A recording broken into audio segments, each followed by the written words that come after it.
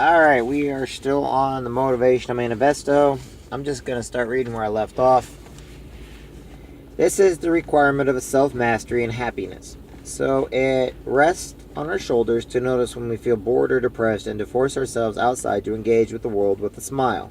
It is up to us to appreciate our team even when a project is failing and to be thankful for our spouse even amid conflict. There could be no mastery of life if we cannot transform the energy we feel at any moment into cheerful engagement and deep appreciation. The self-labeled realist will tell us this is impossible. They who have abandoned hope will say that our world is too stressful and cruel, that our genetic environment are destined to dominate our life and feelings. They will insist that our unconscious minds and reptilian impulses... One second here. They will insist that there can be no mastery of life if we cannot transform the energy we feel at any moment into cheerful engagement and deep appreciation. The self-labeled realist will tell us this is impossible. They who have abandoned hope will say that our world is too stressful and cruel, that our genetic environment are destined to dominate our life and feelings. They will insist that our unconscious minds and reptilian impulses for fear and selfishness will rule the day no matter what we do. But let our own minds decide what is real and what is possible for us. Let our own eyes see among the bored and battered faces a starkly different, brighter lot. There are those whose faces are so alight with life that they serve as a blind reminder amid the darkness of our time that joy and charisma and hope still exist. These are the energizers, the cheerful individuals who inspire and live those around them, even though their backgrounds, genetic and environment, would give cause for them to apathetic and detached.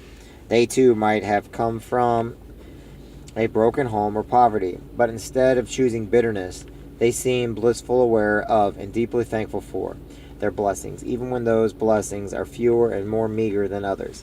These few, the energized and happy and thankful among us, are not lucky, nor can they be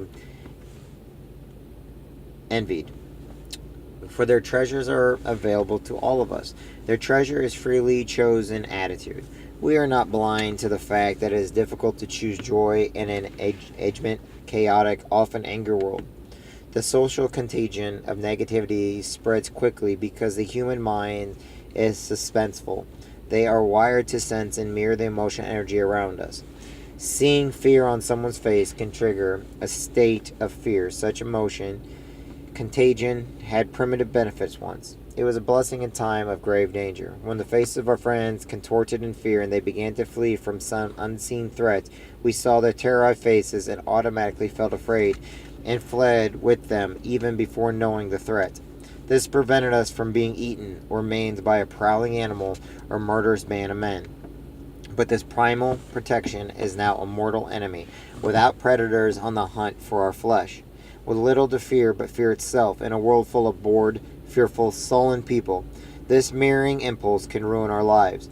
The energy of masses is, at best, a low-tier energy, an emotional bleak space created by a confused, wit cynical people operating on little sleep, high stress, and frantic desire to be somewhere else, with someone else, doing something else. We ask ourselves, should I conform to their energy, and what of their thoughts and language? When the trite and bewildered cynic tells us that the world is going to hell, should we let our mind automatically seek to conform this reality? Should we too allow our mind to cast around for something to complain about? Will we allow all the negative needy energy of the world to infiltrate and spoil our emotion or serenity? We mustn't become catastrophes of energetic conformity. We must use our consciousness to overpower our mirroring impulses.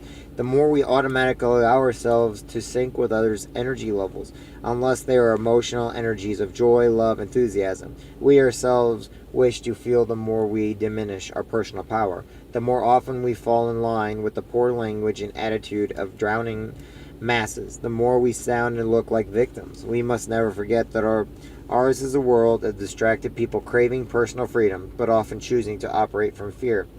And so, if we aren't conscious with our will and vigilance, we risk sliding into their tragedy. Life can lose its vibrant aura and charm if we do not blend the energy of our minds toward positive engagement and appreciation. And so, let us take back our focus and remember the riches, joy, and the jewel of life, gratitude the gold. The joyous master. What is the magic of joyous few who illuminate the world? Where do they find such pleasure in life? And how do they exude such positivity? Theirs is a simple formula.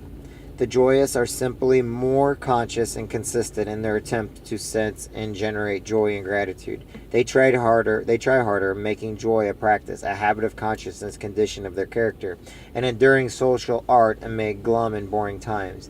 They have made it their aim to live a joyous life. That is all. No smoke, no mirrors, just those simple forces at work that sustain motive, attention, and effort toward which they desire. This answer is not popular. It's easy to admit that we do not try often or hard enough. But if joy is lacking in our lives, we must accept the clear truth that we are not often enough bending our will to joy. We can lie and say that joyful people have it easier than we do, but we will all know happy people who have less fortune and health than we. Let us look to the instruction of those little happy people around us. Children have joy naturally. Their curiosity, lack of expectations, pleasure, a small thing, and full engagement in the moment are quick spouting seeds of joy. We can learn from them.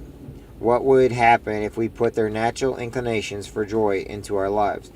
Could we shift to being more cautious about immediate surroundings? Not releasing expectations, especially the exception that perfection should surround us everywhere we go, bringing new delights. Can we take pleasure in small things and expect good things to come our way? Surely doing these things would change our lives.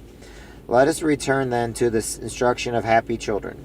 Again and again, be curious, release expectations, take pleasure in small things and expect good things. Cheerfully engage the moment. Let this become our practice, our mastery, and our art. Those who perfect bringing joy to every day of their lives are not unlike any other master. They work so hard at times that it's soon becomes play. The greatest artists and athletes, the highest achievement executives and entrepreneurs, the happiness laborers, and the most respected leaders. Oops, there's people getting out of their vehicle. All lose themselves in their work with great zeal and enthusiasm. Their efforts are like a game. They immerse themselves cheerfully as if playing on their strength in a grand sandlot. They do not look angry, bewildered, frustrated, or restless, but rather relaxed effort. Even in the chaos and turmoil, they meet struggle with intense and spiritual joy. They engage in the challenge and honor it as if they expected it and accepted it.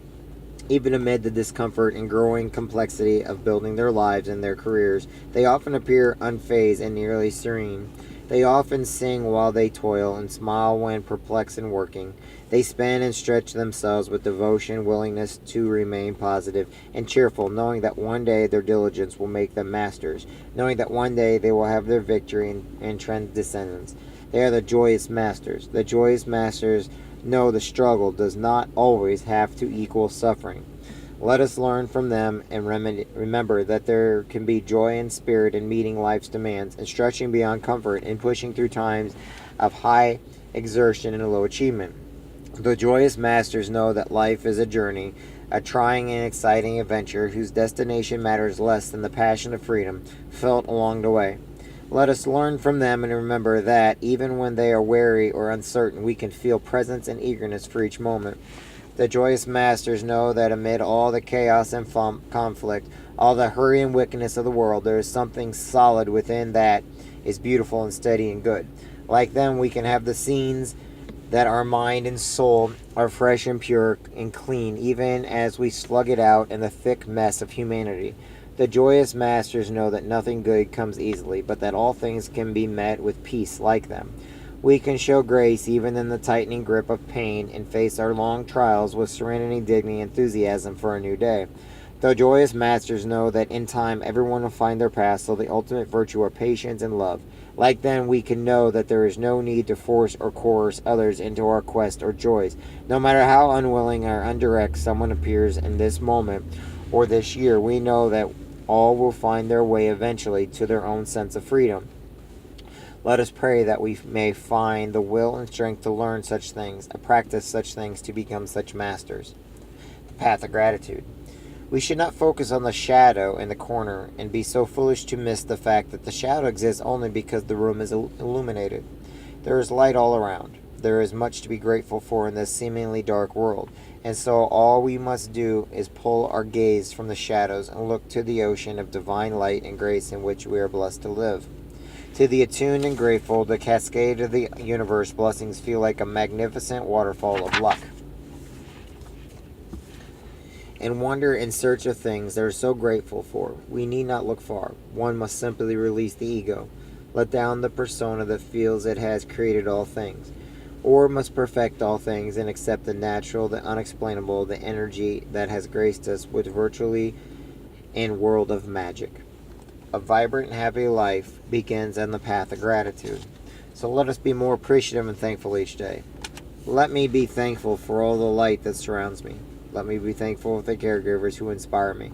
Let me be thankful to my lover who overlooks my shortcomings. Let me be thankful to the women and men who risk their lives to protect my freedoms. Let me be thankful for the blue tint of the sky and the beauty of our natural world. Let me be thankful for the heart that drums life throughout me. Let me be thankful for last night's rest, no matter its length. Let me be thankful for my gifts of free will, of volition, and endurance. Let me be thankful to my mentors and to the traders who also instruct me. Let me be thankful that I am not living in deeper need and squalor. Let me be thankful for my home, for my daily bread, for my clean water. Let me be thankful for the opportunity to work and create and earn. Let me be thankful for the luck that has advanced me and disasters and tribulations that have educated me. Let me be thankful for the blank slate that comes with each morning. Let me be thankful for the breath and the clean moment at hand. Let me be thankful to my Creator. It is finding so many things to be thankful for that we become appreciative and alive, just as we have done with joy. Let us make it our aim to become masters of gratitude. We are blessed. How shall we maintain so much joy and gratitude in our lives? We remember always that our emotion state is a choice, a selection from a broad palette of reaction and feelings available to us at any moment. As a power plant does not have energy but generates energy, we do not have happiness, we create it, generate it, and transform, lowering energy into higher energies. I'll just keep going with this one. For some reason my phone's overheating. Have energies and generate energy. We do not have happiness, we create it, generate it, and transform lower energies into higher energies.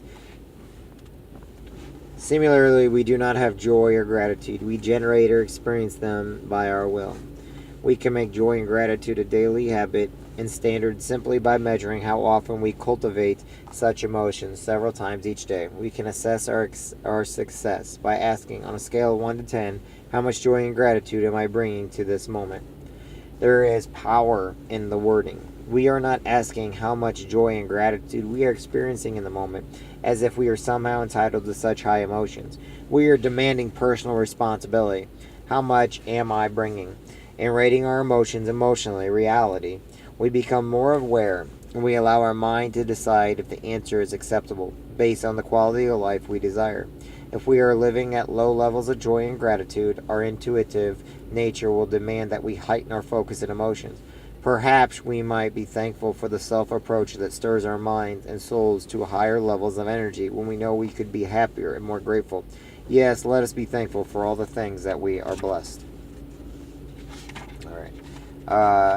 Declaration: we shall not break integrity.